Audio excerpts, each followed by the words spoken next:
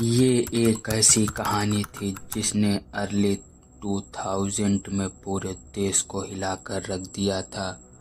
रमेश एक रात अपने दोस्तों के साथ बैठकर बातें कर रहा होता है।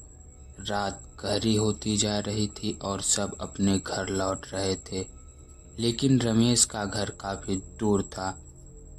उसने अपनी साइकिल उठाई और अपने घर की तरफ चल पड़ा। रात का सन्नाटा उसके लिए डरावना बन चुका था। जैसे ही वो सुनसान रास्ते में पहुंचा, अजीब सी आवाज़ सुनी। हवा में एक अजीब सा ठंडा एहसास बन गया था।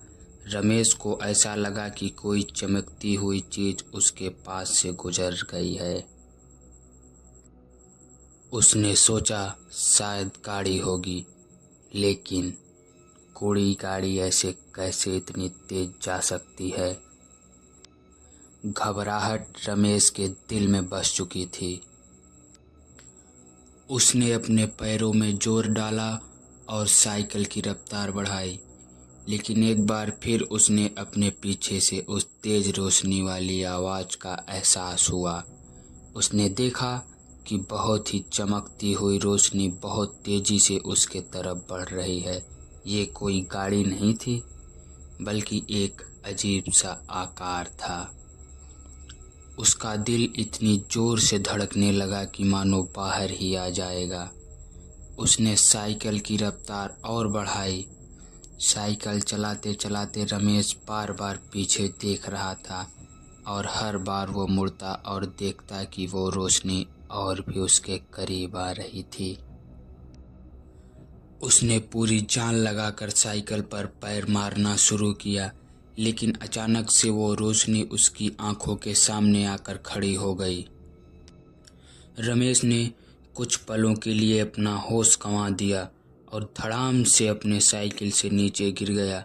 जब उसे होश आया, उसने देखा कि ठीक उसकी आंखों के सामने एक चमकदार रोशनी से एक आकार बन रहा था। वो आकार कोई और नहीं, मोहनुचवा का आकार था। रमेश ने कई महीनों से मोहनुचवा के बारे में सुना था और वो अब उसका शिकार बनने जा रहा था। रमेश जो चिल्लाने के लिए आवाज़ निकाली, उस रात के सन्नाटे में सब डूब गई। कई मीलों तक कोई इंसान नहीं था। रमेश उठ खड़ा हुआ और दौड़ने लगा। उसकी सांसें तेज हो रही थी। वो ये भी नहीं जानता था कि वो कहाँ जा रहा है। बस बिना सोचे समझे जान लगाकर रमेश भाग रहा था।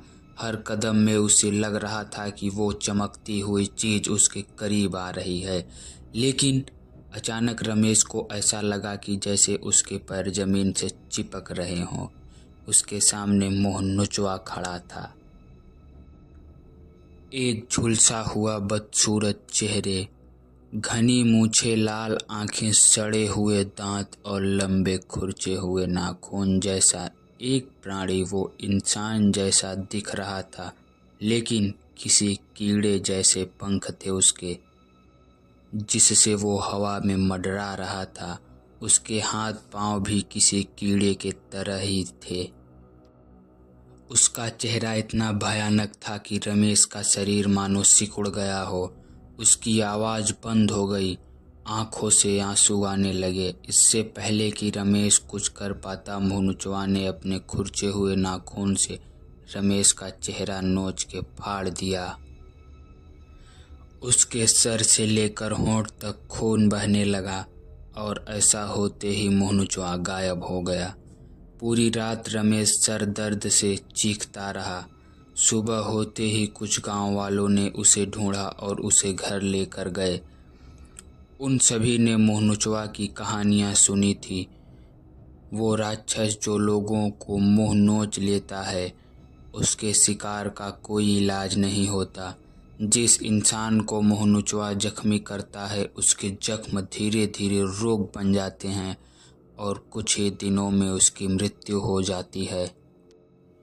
कई लोग ये भी मानते हैं कि ये मोहनुचवा का श्राप है, इसलिए कोई भी रमेश की मदद नहीं करना चाहता था।